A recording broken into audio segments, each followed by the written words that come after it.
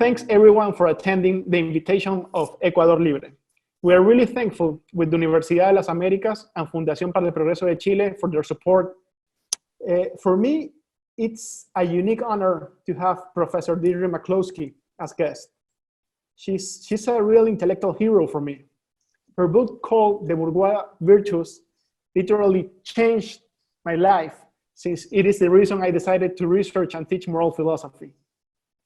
With that book, I understood that the reason of the immense material progress we have achieved during the last 2 centuries is not essentially grounded on personal material forces, but on ethical ideas that let this happen. To say in other words, classical liberal values. The book is part of a trilogy, which I consider an essential part of any libraries. This is one of the books. Professor McCloskey teaches at University of Illinois in Chicago. She has taught economy, history, communication, English, and philosophy, you name it. She describes herself as a literary, quantitative, postmodern, free market, progressive Episcopalian, ex-Marxist, Midwestern woman from Boston who was once a man. Not conservative, I'm a Christian classical liberal, she says. We will begin with this conference, and then we're gonna have some Q&A period. So welcome, Professor McCloskey. It's an immense honor to have you here. Thank you. I'm extremely glad to be, so to speak, in Ecuador, even though I'm in Indiana. Well, that's striking. I'm for the duration, I'm staying at my sister's house. I'm actually retired from UIC, so I'm staying here, helping my sister take care of my elderly mother, and the 3 of us are hiding out. My sister teaches at the University of Indiana, so that's why I'm here. Great. Over there, I don't know where I am. Am I in Ecuador, or this is a deep philosophical problem? You're in both places. So we shall begin with your talk, and then we want to have a Q&A. Okay, I think I can be quite brief because I have rather simple-minded ideas about all this. I think we will eventually recover from the coronavirus after we get a vaccine. And treatments, and this may take, as everyone says, quite a long time. And in the meantime, I think there's a case, express it this way, there is a liberal case for government action. But of course, it's very restrained, it's very narrow. And I think an invasion of a virus, a virus that is very communicable, that passes very easily from one person to another, is one of the few occasions in which I think government coercion is necessary. The most famous case in your part of the world of all this is the effect of the Spanish and other invasions of the New World in killing off the Indios. I mean, extraordinarily high mortalities from the coming of diseases like smallpox and measles that were common in the old world, but that the people of the New World had no immunities from. So the same thing is happening now to we, the descendants of the English and Spanish and Portuguese and French conquerors. And so the case is, obviously, that if a country is being invaded by a foreign power, if the United States gets invaded by Canada, which I fear every night. I can hardly sleep because I'm so frightened by the Canadians or the Mexicans, either one. There's a case for say a draft and for taxation to pay for national defense. And there's a case for defense against this, this disease. If it were not terribly communicable, if it couldn't spread very easily, then the case would be very weak. And we suppose that I mean, it's true that there would be no good argument for government coercion.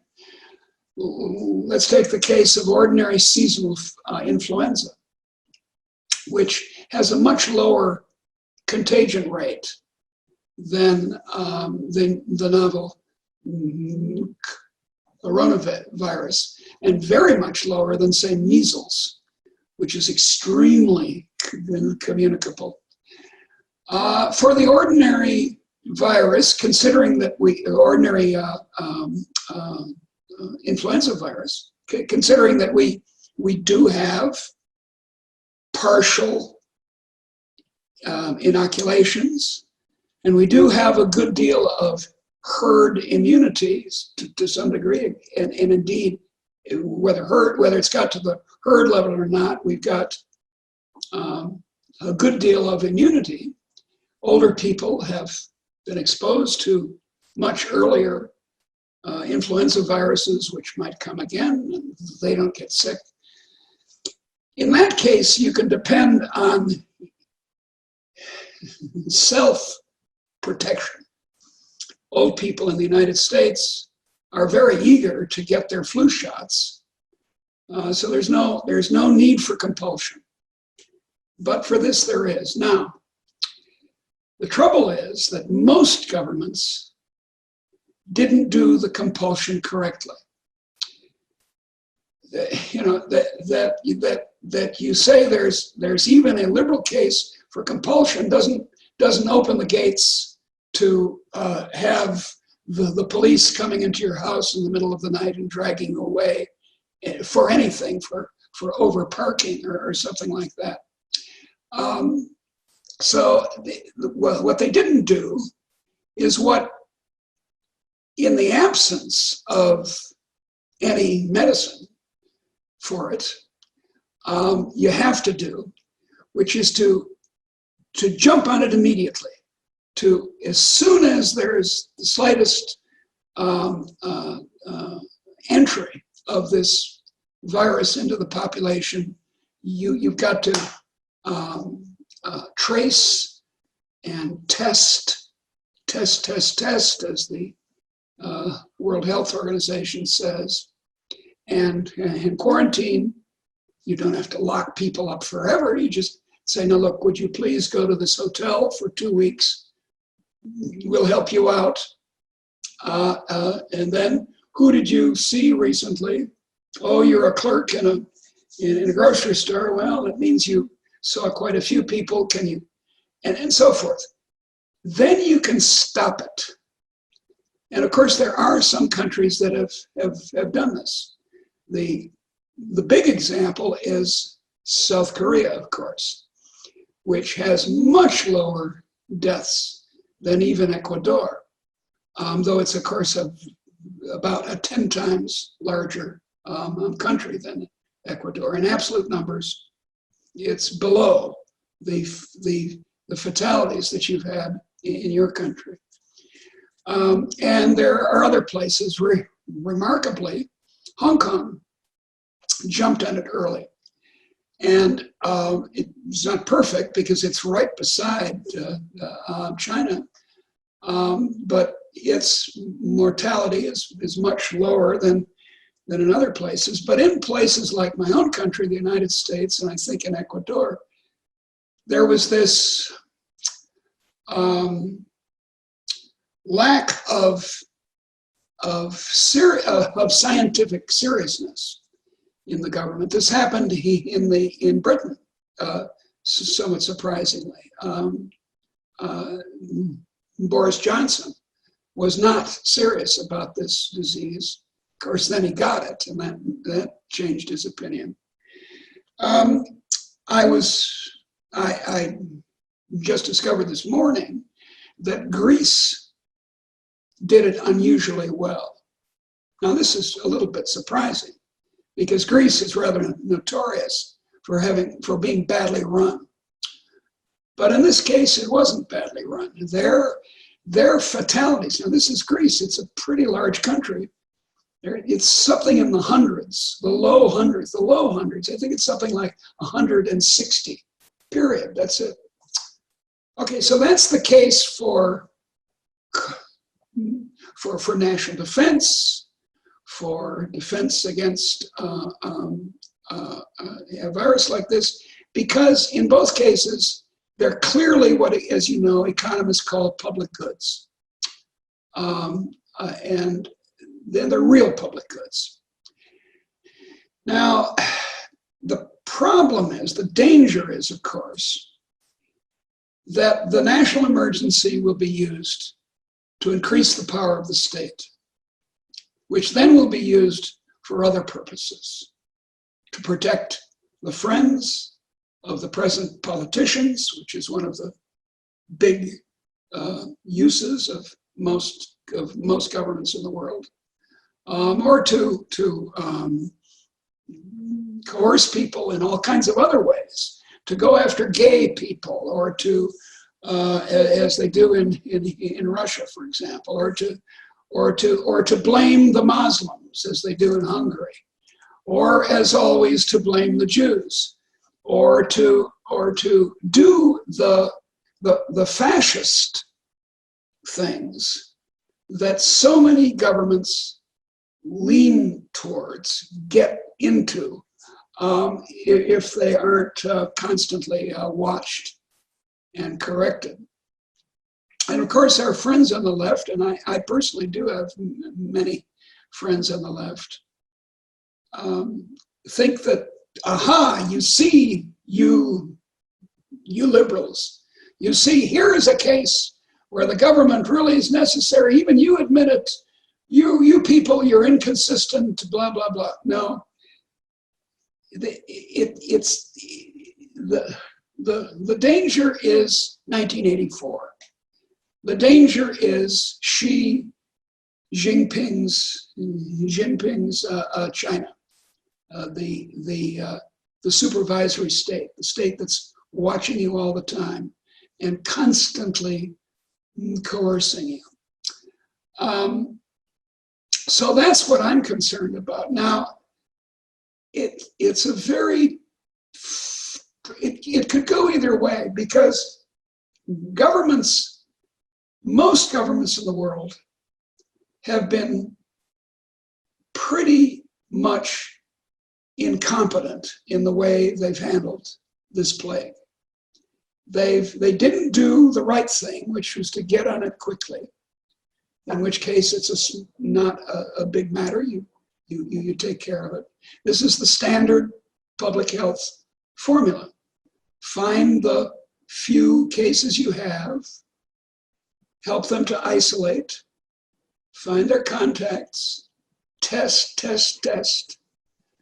And that hasn't happened. And so we've had to do this mass incarceration that this very forum we have here is, well, you could say it's the fruit of it. That here I am, you can see from the background that I'm in my kitchen, and I'm not in my office. So we as liberals cannot, I think, take an entirely anarchistic stand on this. We can't say, don't go away, don't do any quarantines. But we have to make the point that what most governments actually did was extremely clumsy. In northern Italy, in Spain, in France, Germany was a little better, as they usually are. Sweden is trying this somewhat strange. Actually, it's an interesting point. Sweden is often held up in my country, I don't know if it's viewed this way in yours, as socialist. But in fact, that's funny. In fact, the Swedes who are not, you know, I've lived in Sweden, I come on, Sweden is not socialist. Sweden is highly capitalist. And indeed, their approach is rather liberal and relying on people's common sense. And let's not get too excited about this. Now it's all the evidence isn't in. We're not sure it's going to work out very well. In some places, and Ecuador may be a case in point, particularly out in the country, there's not a lot that a government can do or anyone else can do once the virus has gotten into the population. I'm thinking really of India, where massive lockdown, I think, is impractical and really not ethically defensible in a country where, though it's grown very fast since 1991, there's still a very large group of extremely poor people who will actually starve if they can't go to work. But in a country like the United States, it should have been done much better. I mean, the United States has a third of the cases and a third of the fatalities in the world. And, you know, we're always bragging, we Yankees, about, oh, we're great, we're so smart, we're the greatest country in the world, and then we stumble in this way. So there's an economic case for thinking of the virus as an externality, although I could go through the argument for externality and show that there's a case for worrying about externalities, but there has to be very strict limits on how far you go in that argument, because, and this is a rather important philosophical point, because we're all connected. And any behavior we have, even in markets, can be viewed as an externality. If I buy a loaf of bread, you can't have that same loaf of bread. So that spills over on you. Too bad, you can't have that loaf of bread. And indeed, you can show economically that when I exercise my right to buy a loaf of bread, I raise the price a tiny, tiny, tiny, tiny amount for everyone in the society. And that you can view as an externality. So this externality argument is very easy to expand to the point where every human action is an externality. You build a new underground in London, and somehow indirectly, and you can make the case, I could go through it, some sheep farmer on the Isle of Mull is affected.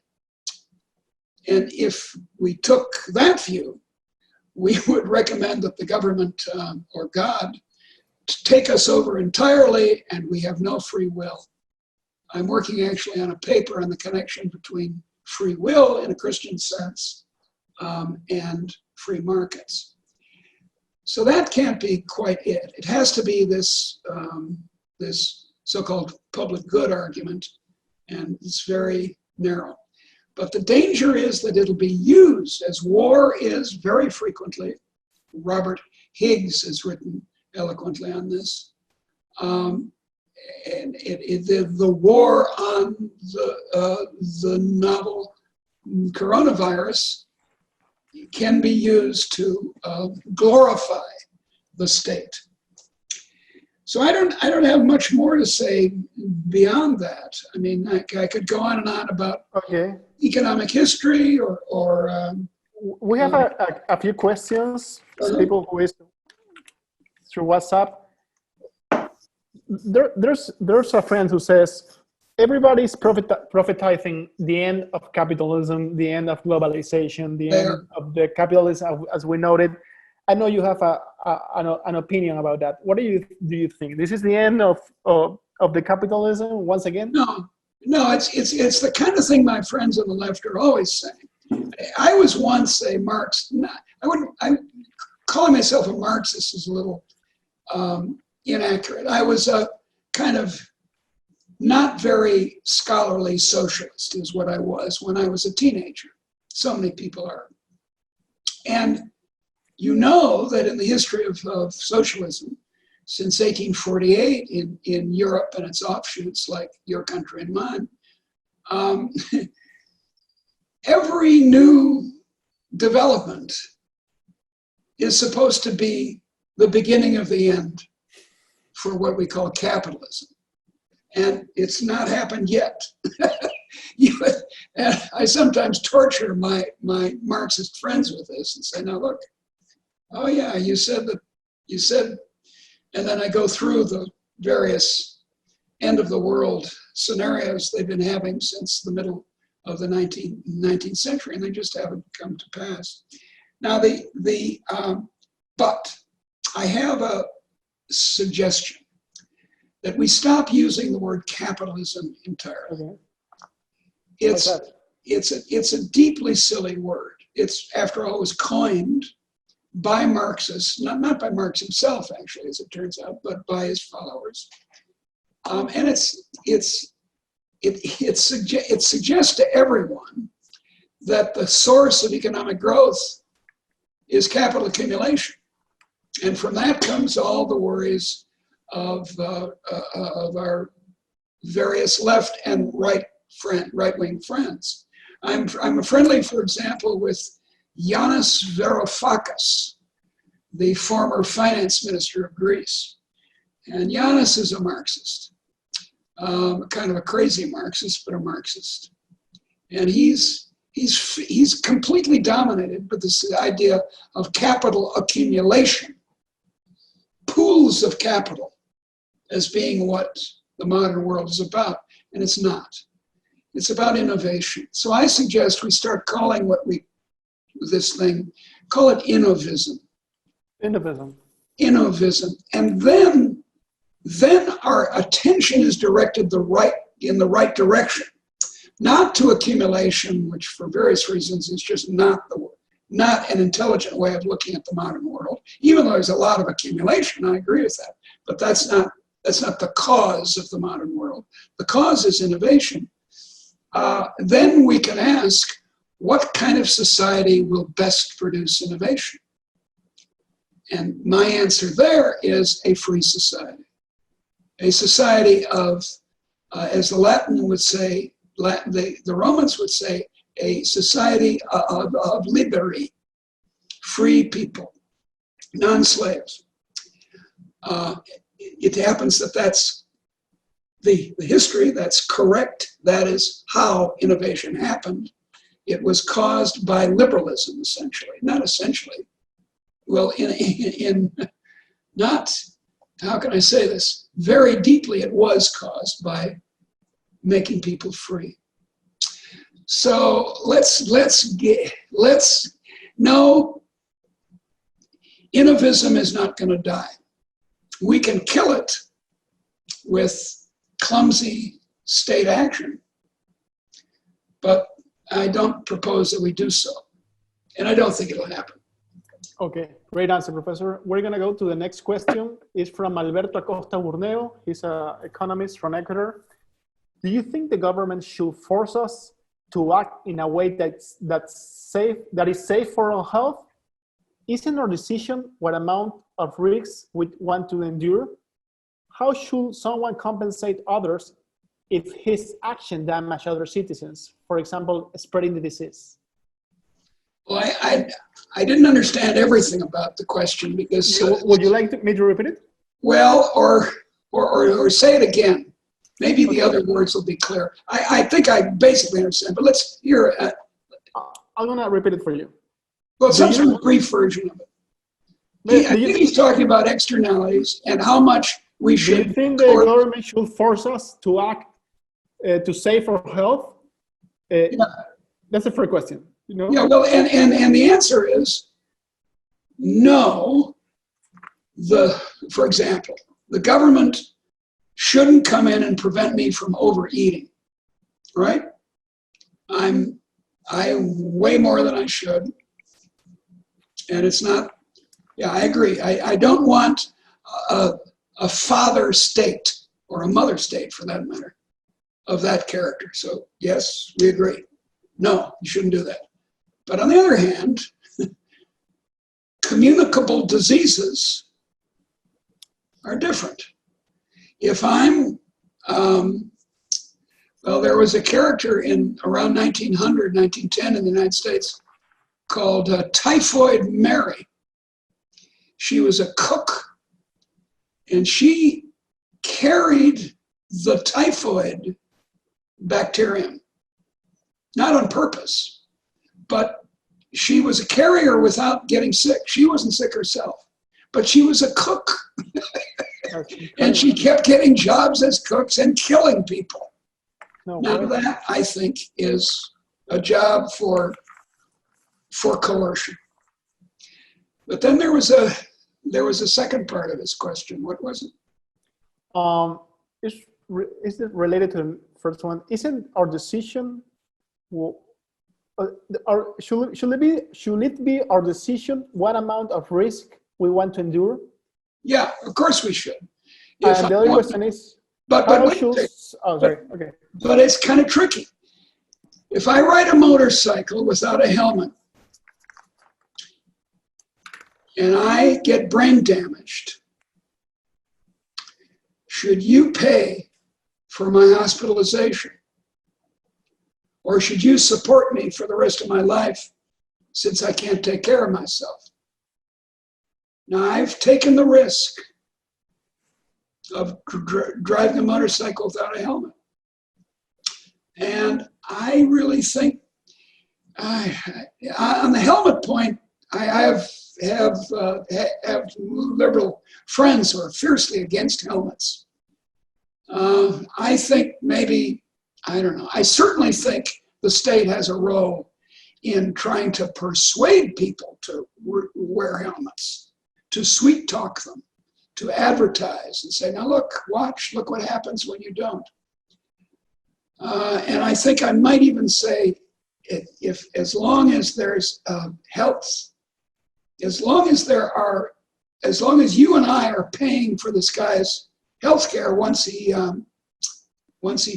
has brain damage because he didn't wear a helmet, then we're in a second best situation. And maybe it's better to, I don't know, coerce him not to do this to us, to spill over on us. But, you know, I don't want to go down that line too far. Believe me, I don't. Because I think the externality argument has been grossly overused by, actually on both the left and the right. The right, the sort of conventional right in a European sense, wants to intervene in my consumption and make me go to church. And although I do actually go to church, I'm an Anglican, but you know, wants to do that kind of thing. If I'm gay in Northern Europe, they want to put me in jail. Not actually in Latin countries, but that's another matter. And they'll make the argument on externality grounds. That is, the right will. So there's this absurd argument that we heard a lot that gay marriage in the United States would cause the breakdown of the heterosexual family. That's pretty silly. And I don't know quite how it would, but you know, these gay guys married would show up at the front door of a heterosexual apartment and show themselves, and the marriage would break down. That'd be funny though. So, but there was a third part of his question, which I still haven't. How should someone compensate others if his actions damage other citizens? For example, spreading the disease. Yeah, well, that's, of course, always an alternative to the state's action. The law of tort, as we say in English law, it's actually a French word meaning blow, as you know. And that's one way to do it. And I actually want the law of tort to be more vigorous. And tort, they say in law school. If you damage people, but me opening a competing grocery store to yours is not a tort. So it's terribly important that the law be confined to, well, not necessarily to malicious acts. You don't have to have intent, I don't think. But still, yeah. And if he's suggesting that, I'm in favor of expanding the law of tort in order to keep the amount of regulation we need to do down. Great. We have another question. Antonio Alvarez from Ecuador Libre. He says, as you said, governments might not give up their powers of surveillance they got. Yeah. Like the US after 9/11. Yeah. And he asks, is the Big Brother coming to stay? Is there something we can do to protect ourselves? Well, I just wrote a long essay for a French magazine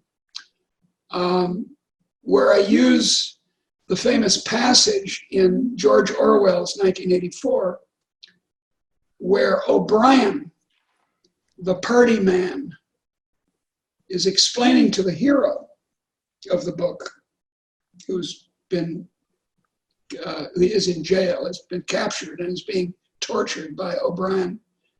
O'Brien explains, if you want to know the future of humanity, think of a boot stamping on a human face forever.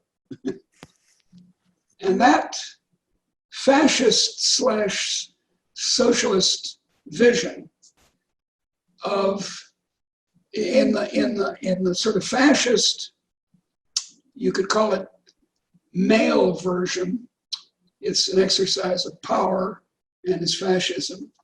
In the female kind of socialist version, the mother is taking over your life and helping you with big quotation marks. And I certainly worry about it. And that's the theme of these articles. If you want to read them, you could go to my website and they're up there. And that's the worry. We have these rises of state power. Every time there's a threat, state says, "Oh, the father and mother state say, oh, don't worry, I'll take care of you." And this, in Latin America, this has happened repeatedly. I don't need to tell any about this, that populism, from the left to the right, the man on the white horse, or sometimes the woman on the white horse riding side saddle, I guess, is supposed to, is being, in free elections often, is brought in to save us all. And, I think it's our job as liberals to argue against this case over and over and over again. H.L. Mencken, the great American journalist of about 100 years ago, said that the way voting works, he wasn't a big enthusiast for majority voting, is that the politicians have new crises all the time. If it's not this crisis, it's that crisis. And every crisis has the solution, the government. But there are very sophisticated economists who make exactly the same point. Take the economist who won the Nobel Prize a couple of times ago, Fowler. Actually, his name, he's German, so it's Thaler, but let's call it Fowler. He does behavioral economics, behavioral finance, among other things. And the argument is people are incredibly stupid, so they're children. The market can't do anything about it. That's false. First one is false, and so is the second one. And third assumption, not usually mentioned, but it's there, is that the government's perfect, that the government can always solve this problem. For example,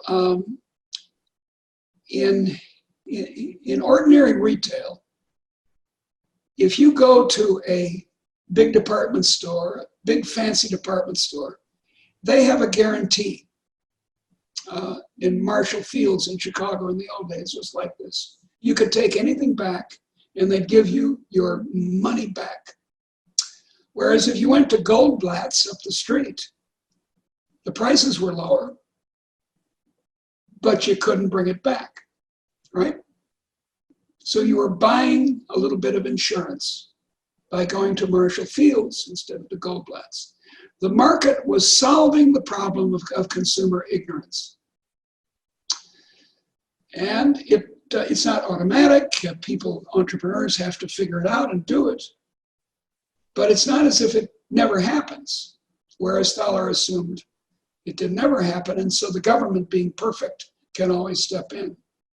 So I think it's our job to argue against such arguments, even by very fancy economists. Sorry, I'm taking too long with these answers. No, that's perfect. That's perfect. Okay. For another question we have is more about the politics, actual politics. Do you seem to have like strong opinions on Trump? Trump, yeah, I have strong opinions on Trump. Yeah, how do you think he did manage the whole situation, and how is he managing right now? Because he at the beginning was against lockdown, right now he's in the middle of the way. How do you think he got himself through that? Well, he changed his mind in the middle of March, having spent 2 months poo-pooing it.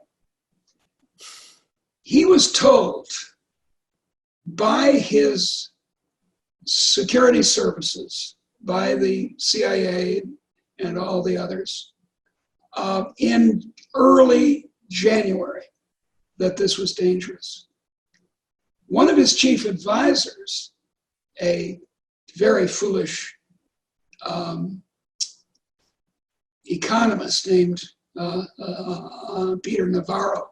Navarro is the one behind the anti-Chinese war, trade war, and is an exceptionally bad economist. But unfortunately, he's got a PhD, as I do, from Harvard in economics.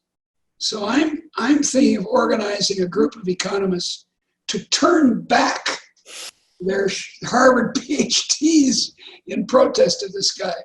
But he was sending memos and talking to Trump in January and saying, this can be very bad. We'd better watch out. So for 2 months he said, no, hey, he thinks he's on a reality TV show.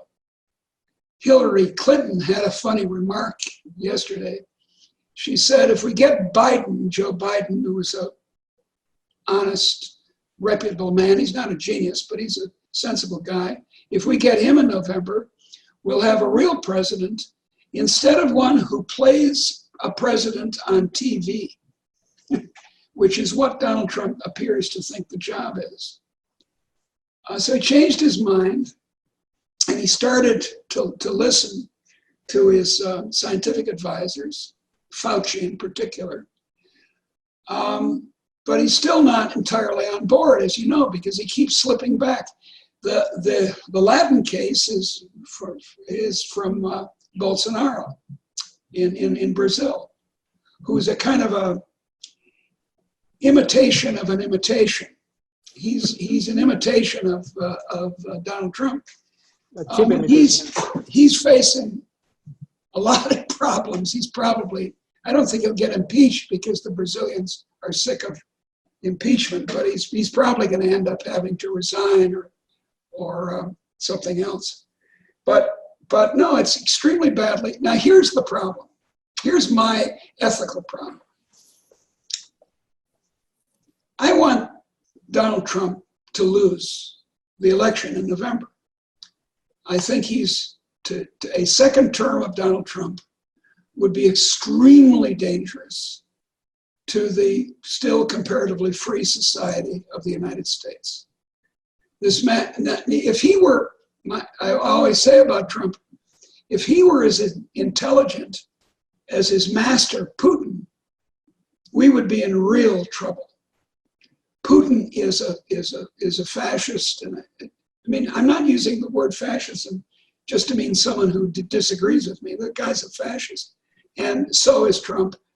But Trump doesn't really have any ideas. He just does what he's told. And if Trump was intelligent as Putin, we would already have descended into totalitarianism in the United States. But a second term might do it. But if Trump in the next 4 months suddenly gets religion and starts doing the public health thing intelligently, which is to use all of these very considerable powers to get testing and to do the tests on a serious scale, he might win. So I'm highly conflicted. But I'm reasonably confident that he's not going to do that. There's a folktale, I think it's from India, where the scorpion asks the water rat if he can ride on his back across the river. The scorpion wants to get to the other side. And the rat says, well, now look, you're a scorpion. How do you know that when we're halfway there, you won't stupidly sting me, and then we'll both drown? Actually, it's not too good to call it a water rat because they wouldn't drown. But anyway, adjust the story. Well, and the scorpion says, don't be silly. That would be irrational on my part. So that he gets on the back and they start going across, halfway across, true to form. The scorpion stings the rat. They both start to drown, and the rat says, why did you do that? You're being completely irrational. And the scorpion says, it's my nature. And Donald Trump is like that. It's his nature to be incompetent. Do you consider him, like, his nature to be a fascist? Could you develop a little bit further, like, why you call him fascist? Well, you know, I have to admit that's a somewhat loose terminology. He's a foolish man. He's a liar. He treats women with contempt. I think he's actually in business. I think he's a criminal. He's a man of he doesn't read. He doesn't know anything. He's got every personal and political defect you can think. He's not a systematic thinker at all, so to call him a fascist is rather loose. But he sure likes fascists. Putin, of course, you could use other terminology. You could just say Putin is a gangster. But there are people like Orban in Hungary with his illiberal democracy, which is right-wing populism, who fit very easily into the actual historical fascist narrative. So I don't know. Maybe I shouldn't call him a fascist, but he's a great danger to to the world. If he loses, the prestige of his kind of populism will go down worldwide. And that will be a good thing. What is your political option for the United States right now? The option, did you say? Or yeah, do you have any alternative to Trump right now? Yes, of course. Not right now, obviously, because we're not a parliamentary democracy. So we can't have a vote of confidence and then an election, as you know. But for the next election? In November, Biden will win. And he's not, my candidate would be Weld of Massachusetts, who's a liberal. But come on, in our system, there's no proportional voting. We call it first past the post. And the person who wins the election, period. And so third, fourth, fifth parties can't exist in the United States, or in Britain for that matter, in a serious way. So I have no hope that the correct person will get in. But Biden would be a vast improvement. At least he would be honest. And, the problem is that Biden and the Democrats are statists. It's a choice between two statists, Trump or Biden.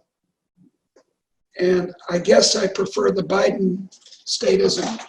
I think maybe the Republican Party, after it's gotten over Trump, after Trump, as I hope, goes to prison, which I dearly hope happens to him, I think maybe the Republican Party will be taken over by liberals, of which there are a great number waiting in the wings. People like George, in the realm of journalism, George Will is a liberal and was a lifetime Republican who resigned from the party because of Trump. That's a great answer about Trump. We're entering the final minutes of this delightful conversation. We have two questions. I'm gonna make it quick. I'll be fast. Jorge, no, you can take it as long as you want, but we don't want to abuse your time. No, we can. You're all frozen in place, and the next 6 hours will be devoted to. Awesome. We can be here for 6 hours. Happy with you. Jorge Chuya says, how will this crisis affect the fourth industrial revolution? Will it drive another trend? Well, that's an interesting question, because we're right in it. Here we are. The fourth industrial revolution, if you want to call it, is very much informational. AI and quantum computing and all that. It's all about this medium. I don't think that's how. That's not quite right. I was going to say that's not how innovation happens. On the whole, there's so many margins of innovation. There's so many things that can be improved if we can figure out some clever way to do it. I'm a big enthusiast for this fellow Lomborg, who's a rational environmentalist. He's got all kinds of intelligent science and engineering-based, biologically and economically based solutions to things like global warming. So there are lots of margins of innovation, and I don't think. I think one kind of innovation we certainly ought to have is more innovation in viruses. We really have got to remember this episode and not go back to, as Trump did, closing down the offices in the White House that were going to deal with this kind of thing and underfunding the National Institutes of Health and so forth. No, I think there's another role for the government, financing some, not all, but not by any means all, biological research in virology. So no, I don't think it'll have an immense course-correcting effect on the economy. Okay, another question. Bárbara de Jesús pregunta, she asks, about what you're saying now about the danger of a second Trump government. I'm concerned about a mismatch of the speech and the actions that have been taken since Trump administration against Chavismo that an eventual Democratic presidency may have if Trump loses the election.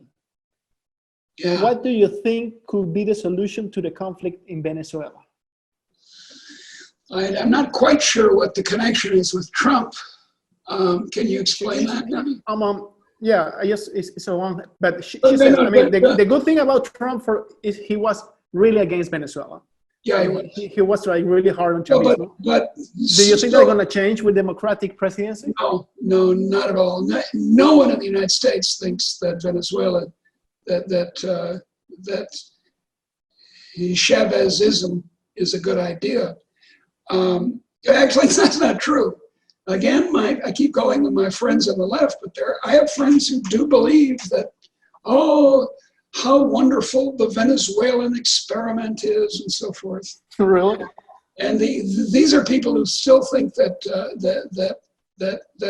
Castro was a good idea, was a good person. No, I don't think that'll change at all. Maybe it'll be more effective, actually, because although Trump made a great show of being against Maduro, he didn't really do anything effective. I don't want him to go in with the Marines. That's not my suggestion. But more intelligently run. The problem with Trump's administration is he started with pretty good people in the State Department, Defense Department, and so forth. And then he kept firing them. So now he has temporary people in most of the major jobs of the government. And they're all about to be fired. He's probably going to fire this character, Fauci, who's the only thing that stands between the United States and a COVID-19 catastrophe, complete catastrophe.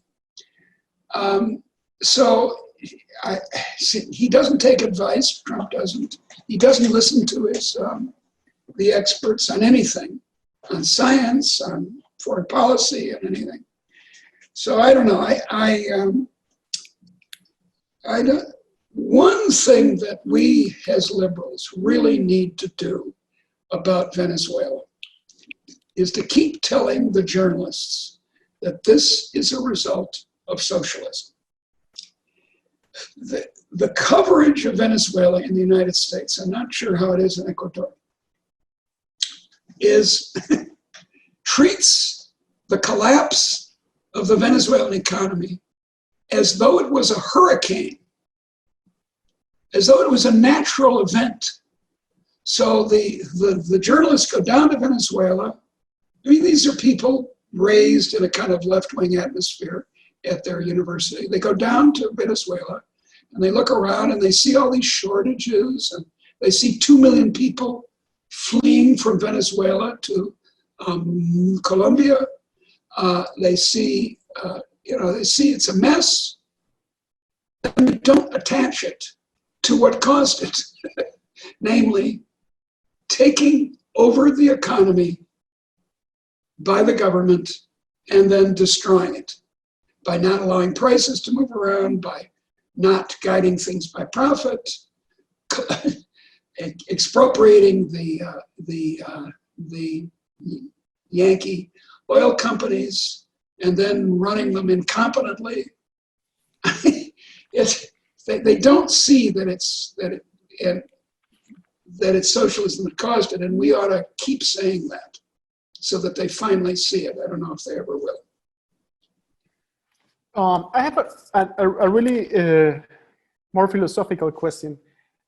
Sure. You always say that, you know, the globalization and the world we see around depends on some ethical commitments. Yes, it does. Like trusting each other. Like the fact that I know that I go to the store and they're going to sell me something that has at least some qualities.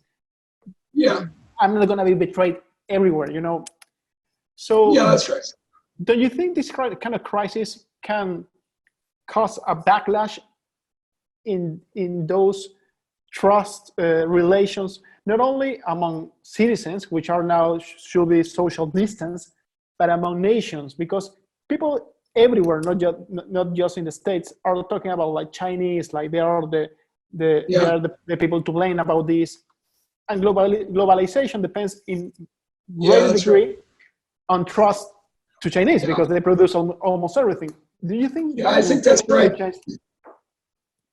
Well, it's an old point in political philosophy that in the age of the nation state, international relations are anarchistic. There's no national government. The United Nations is not a national government. I mean, international, there's no world government.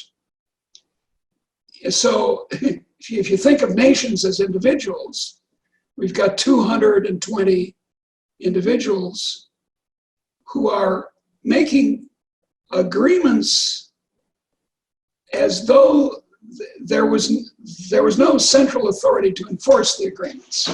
So it is an anarchic structure, and it's worked out reasonably well since the Second World War.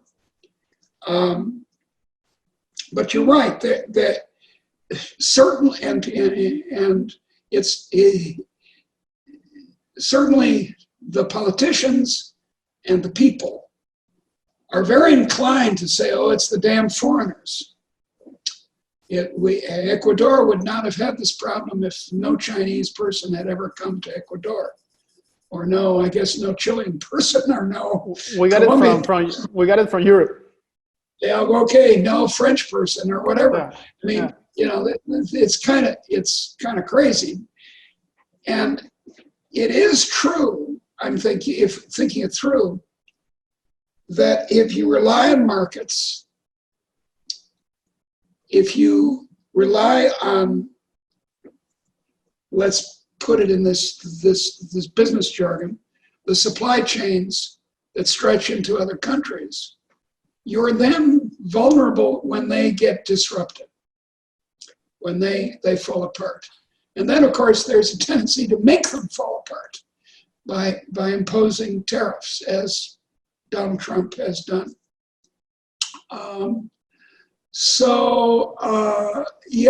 There is a danger there to the international specialization. The person in my circles who talks most eloquently about this is Donald Boudreaux at George Mason University, and in Cafe Hayek, his website. Don is always worrying about this breakdown of international specialization.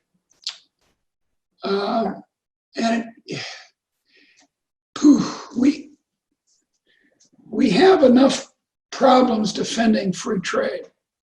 Actually, this is very interesting. The other day, Don Boudreaux got an email from a boy in high school, 17 years old, who said to Don, this phrase free trade doesn't work very well. Why is that? Well, because people then think that if the Japanese or the Chinese or the Germans subsidize their exports, then it's not free. And Don and I agreed that this was a brilliant remark. It's correct. So he and I and some others are thinking of trying to change the phrase. This is an example of the rhetoric of economics, how it works. Change the phrase to voluntary purchase and sale. It's a clumsy phrase. Think of something else. That's what we're defending. And if you talk that way, and if people understand it that way, it's not hard to understand, it's very easy to understand, then they won't develop the idea that we should have a trade war with China, and that'll make us better off. Because then the question is, who will you buy a hammer from? From France or from China? And if the hammer is cheaper in the hardware store that comes from China, you buy it. And it's free purchase and free sale. Free isn't quite the word, voluntary. We have to take the word free out of here, although it's something that we all care about, but voluntary is the key. Great. One final question. Understanding that countries cannot remain in confinement for economic reasons, for logical reasons, what is the model we should use to get out of this this confinement? Like Ecuador is in a complete lockdown. Some say right now that it's not needed to be that drastic. However, people on the left says, hey, don't think about the economy, think about human lives. So they put it as if there's some kind of collision there. So what do you think of that? Well, I think that if you don't, again, make a distinction between diseases with very high R naught. That's the jargon phrase in epidemiology. Like measles. Measles has an R naught of 16. That is, if you don't do anything about it, one person will infect 16 other people. Whereas the common cold, which is, by the way, a coronavirus of the same character as this one that we're concerned about, the common cold has an R naught of 1.2 or something. It's above 1, so it spreads, but it's very easy to run an economy without worrying, without the state doing anything, if the R naught is 1.2. Problem is that this one is something over 2. If they had done it right, this wouldn't have happened. Greece did it right. Korea did it right. Singapore did it right. Germany did it kind of right. And then you don't need to do these mass incarcerations that we go for. Look, if you don't test, if you don't do anything about it, it'll kill a lot more Ecuadorians. And so I'm rather worried that if like in Florida and Texas and Georgia in the United States, they're very intent on opening up the economy. Well, I think they're going to pay for it. So it depends very much on the science. And above all, it depends on, do we have a treatment for it and do we have a vaccine? Great. Professor McCloskey, it has been a great honor. The time goes so fast. I wish we had this conversation all day, every day. It has been it's been fun. Delightful to have you here. I mean, someday we wish we could invite you to Ecuador and treat you as the star you are. I had a husband and wife Ecuadorians staying in my house for a few days a couple of years ago. Oh, really? And they were very charming, and they didn't have any place to stay. So a friend of mine asked if they could stay in my house. I have a very large flat. We have been seen by many people in Facebook, in Instagram, and Twitter. This is gonna be broadcasted again with subtitles on our redes sociales, on our networks. Don't forget to buy this book in in Kindle, which you have available. It's a wonderful book I'm reading right now. Now we're advertising books. You can also buy this Which book. one is that? Oh, it just came out. It came out in March. Could you put it up? Okay, can you see it? Yeah. Okay, Oh, historical impromptus. That's right, historical impromptus. Do they have it in Kindle? Yeah, yes, it does, I believe. That's great. That's great. It's a collection of my shorter essays on economic history. Oh, that's awesome. I see you're producing a lot of books right now. Well, as I told you, I got 5 books that one's going to come out next fall from Chicago, and then another book from Chicago, and then another book from Chicago, and then these 3 books from the American Institute for Economic Research. So how many is that? That's 6 books. Whoa, you never stop. That you're gonna end up like with 40 books or something. I don't know. Well, it's not the quantity, it's the quality that matters. So let's hope. Totally, and I can appreciate the quality. Thanks, Professor. This has been a lot for us. Means a lot, really. And thanks for your generosity and being with us. And we send you a big hug from Ecuador. Thank you, dears. Hasta luego.